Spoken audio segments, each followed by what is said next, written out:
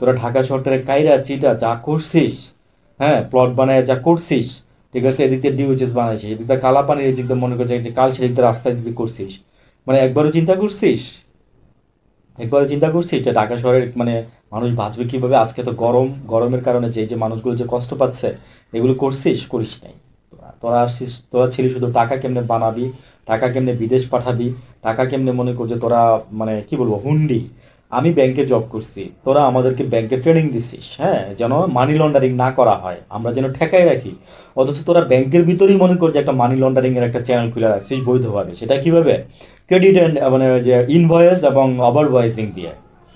হ্যাঁ, এরকমই বিষয়টা। মানে এটা অনেকে যারা জানেন, যারা জানেন না তাদের জন্য একটু বলি।